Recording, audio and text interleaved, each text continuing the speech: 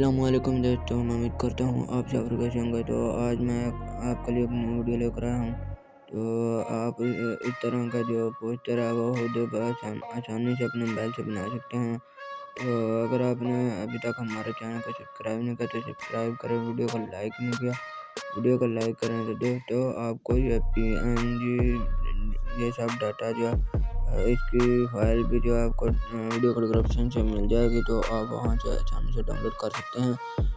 दोस्तों जल्दी से वीडियो को लाइक करें ताकि आपके लिए न्यू जो वीडियो है उसका नोटिफिकेशन आपको मिलता रहे। मिलते हैं अगली वीडियो में, तब तक के लिए अल्लाह हाफिज़।